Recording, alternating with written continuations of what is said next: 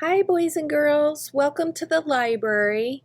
We are going to have some fun today reading a couple different fairy tales, but we're not going to read the regular kind of fairy tales. We're going to read some fairy tales that are a little different today. So instead of reading the story of Cinderella, which I bet there's friends here that have heard the Cinderella story many times, we are going to read one that's slightly different, and it's called Bubba the Cowboy Prince, A Fractured Texas Tale by Helen Kettman. Bubba the Cowboy Prince. Here we go.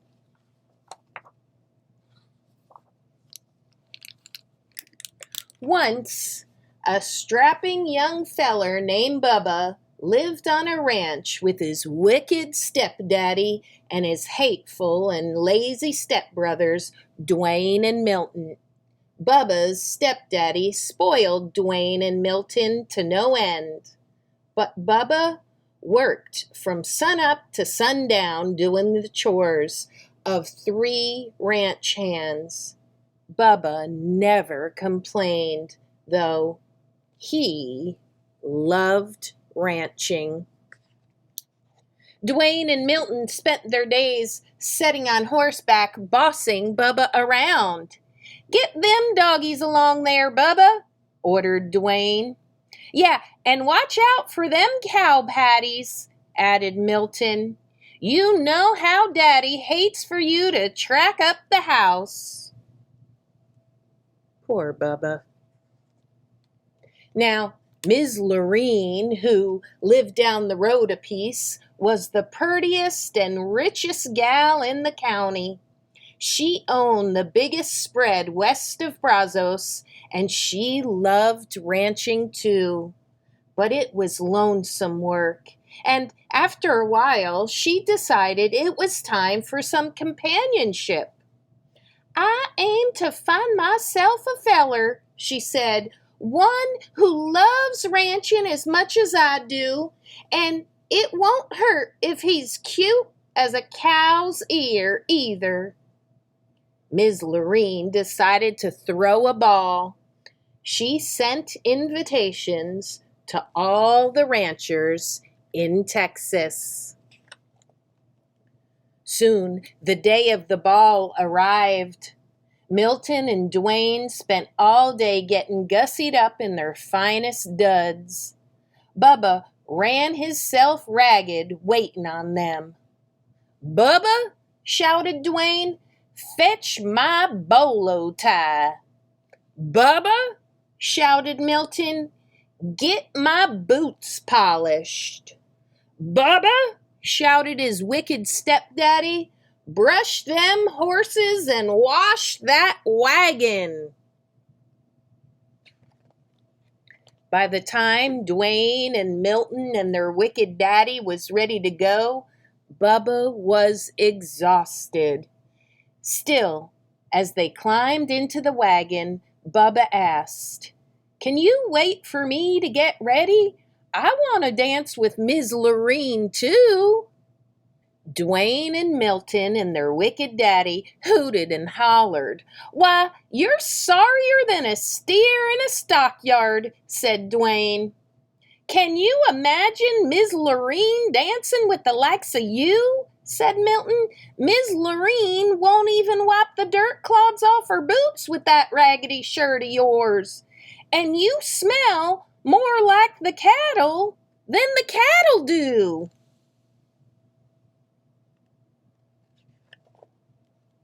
Bubba took a look at himself. It was true. He didn't have a decent shirt to wear. His boots were downright disgraceful, and he did smell a bit rough. Milton and Dwayne were right. Ms. Lorene wouldn't dance with the likes of him. Bubba hung his head. He felt lower than a rattlesnake in a gully.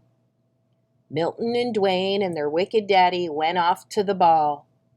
Bubba mounted his horse and headed for the pasture to check on the herd. The sky was getting darker than a black bull at midnight. It looked like a Texas thunderstorm was brewing. Ooh, look at the clouds. Bubba had just arrived at the cow pasture when a bolt of lightning struck, knocking him off his horse. Bubba was stunned for a moment, but when he picked himself up, he heard a voice. "Go to the ball, Bubba," said the voice. Bubba looked around. No one was there except him and the cows. Look. Now, Bubba figured he bunked the bejeebers out of his bean, 'cause the voice was coming from a cow. She chewed her cud for a moment, then said, "I'm your fairy god cow, and I can help you go to the ball." Bubba sat up, rubbing his head. "I'd like to go, Ms. God Cow, but shoot, I don't have a thing to wear." The fairy god cow swished her tail, and Bubba's raggedy clothes changed into the handsomest cowboy duds he'd ever laid his eyes on. His jeans were crisp. His boots were shiny. His shirt was dazzling, and his Stetson was whiter than a new salt lick. "Why, I look downright purty," said Bubba. The fairy god cow swished her tail again, and a nearby steer turned into the most beautiful white stallion Bubba had ever seen. "Now, you go off to the ball, Bubba, and have a good time dancing with Miss Lorene, but you'd best be home by midnight, 'cause that's when the magic runs out." "Yahoo!" shouted Bubba as he jumped on the white horse and galloped off to the ball. When Bubba arrived, the hoedown was in full swing. But every time Ms. Lorene finished a dance, she yawned. "There goes another $10 Stetson on a 5-cent head," she complained. "Where are all the real cowboys?" By the time it was Bubba's turn to dance with Ms. Lorene, it was almost midnight. Soon as she saw Bubba, Ms. Lorene's eyes lit up. "Why, you're as cute as a cow's ear," she said. Bubba blushed, then took Ms. Lorene in his arms and started dancing. Dwayne and Milton turned purple with jealousy. "Who's that dude?" said Dwayne. "I don't recollect seeing him before, but he looks a mite familiar," said Milton. "Do something," said their wicked daddy. "That cowboy is winning Ms. Lorene's heart." As it turned out, Milton and Dwayne didn't have to do a thing, because Bubba and Ms. Lorene were in the middle of do-si-doing when the clock struck midnight. Suddenly, Bubba's fine duds turned into dirty rags he usually wore around that ranch. He looked sorry, and he smelled worse. "What's that awful smell?" asked Milton. "Why, it's Bubba!" shouted Dwayne. Bubba turned 14 shades of red, apologized to Ms. Lorene, and ran out the room. "Wait!" she yelled, chasing after him. But Bubba didn't wait. He jumped on his cow and lumbered off into the night. In the ruckus, he lost one of his dirty cowboy boots. Ms. Lorene clasped it in her arms. This is the boot of a real cowboy and the man I want to marry, and I aim to find him.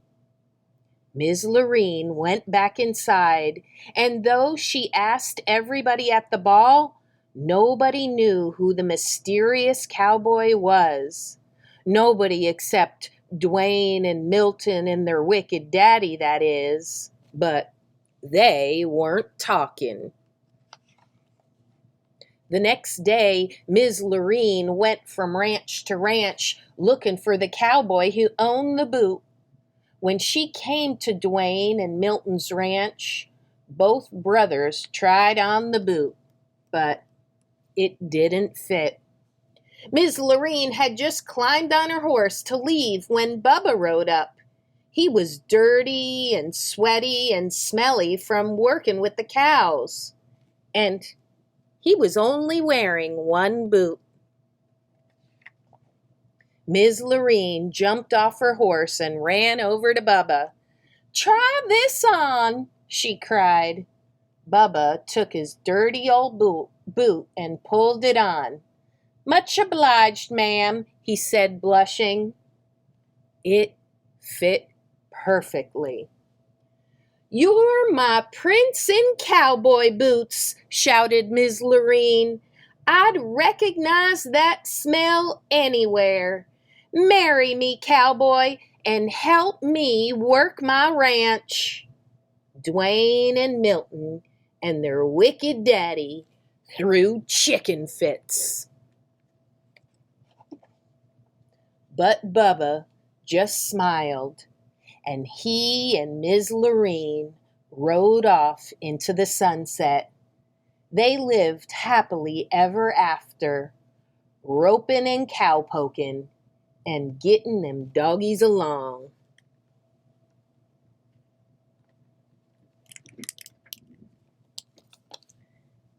That's a really good fairy tale, isn't it? I like that we know the story of Cinderella, but it's just taking it to a different level, huh? With different characters and different things about the story. That's a good one, isn't it? I like it.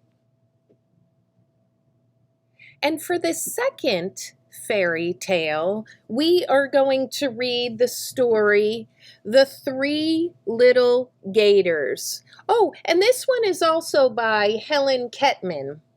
And again, we're not reading The Three Little Pigs, which I'm sure you guys know the story of. This is called The Three Little Gators. Here we go.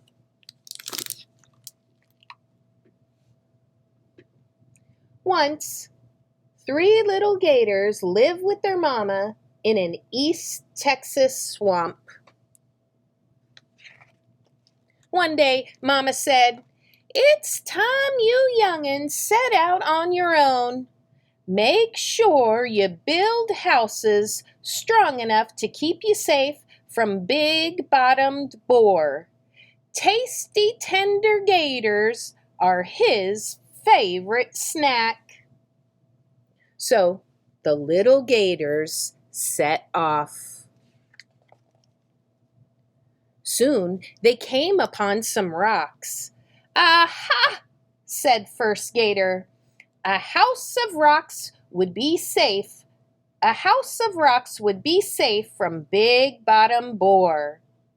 "Bad choice," said Second Gator. "Rocks are heavy and too much work."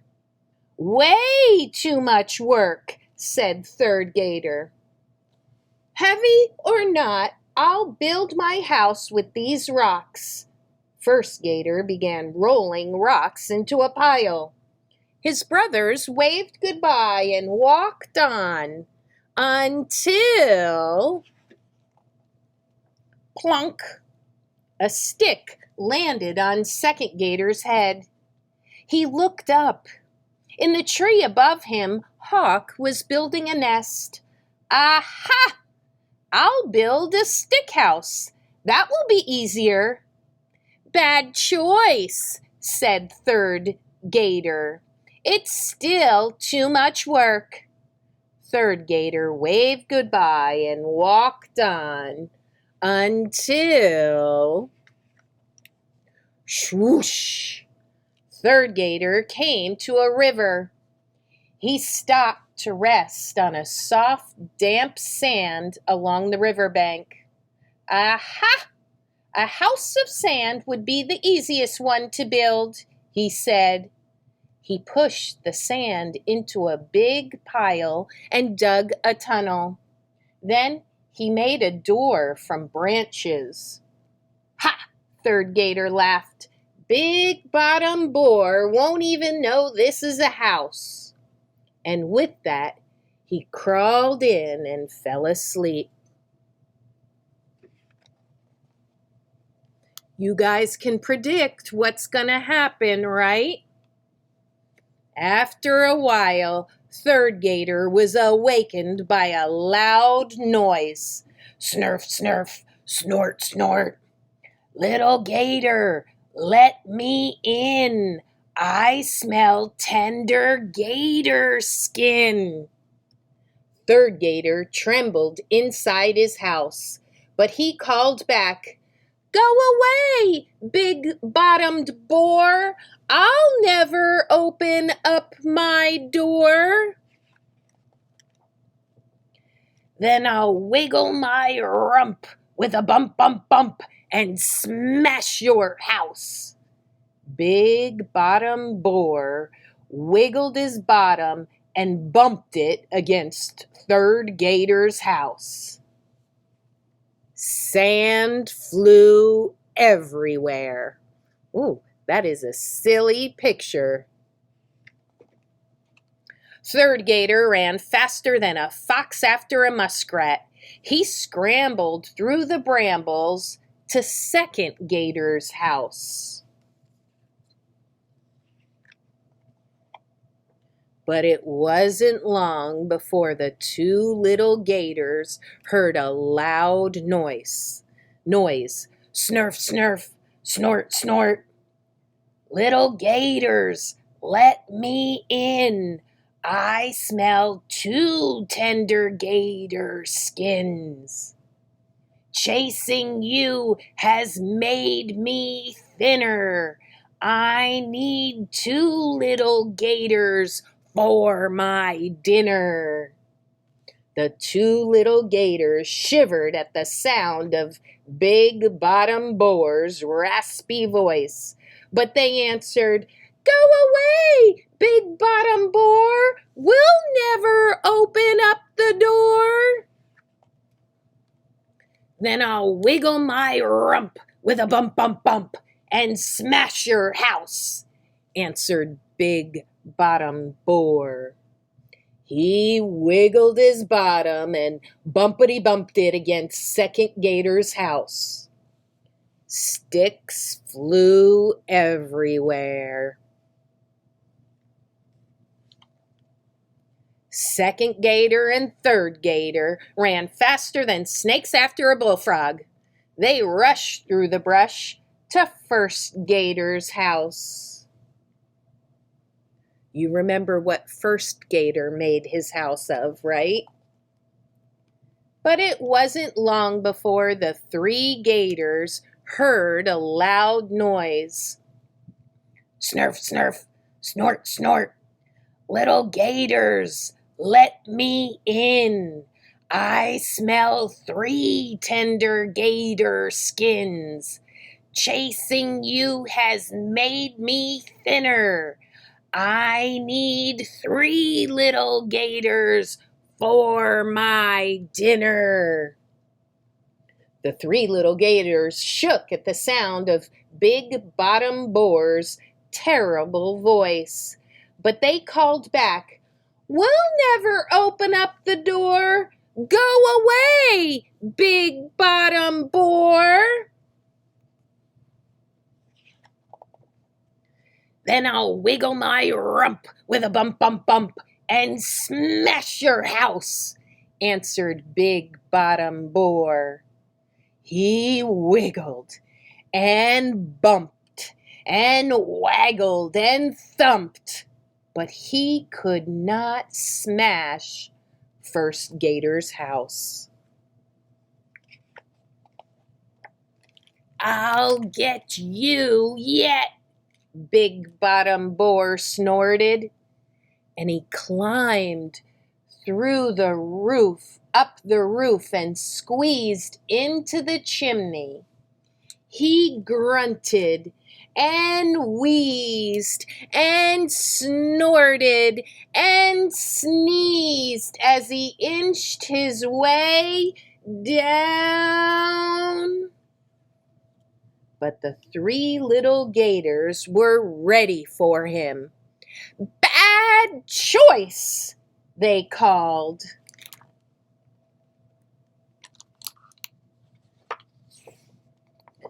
When the Big Bottom Boar finally dropped out of the chimney, he landed right on the hot grate of First Gator's barbecue grill.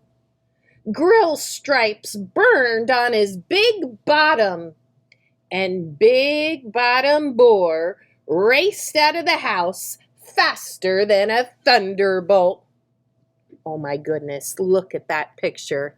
That's so silly. Then Second Gator and Third Gator went outside and began piling up rocks. "Good choice," said First Gator, and he helped them build stronger houses. And Big Bottom Boar never bumped his big, striped rump their way again.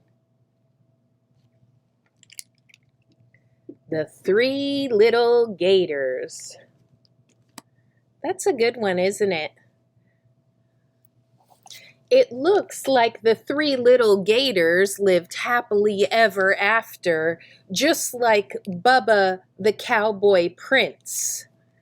Those are two fun examples of fairy tales, aren't they? Okay, boys and girls, I will see you next time. So until I see you in the classroom, take care and see you later.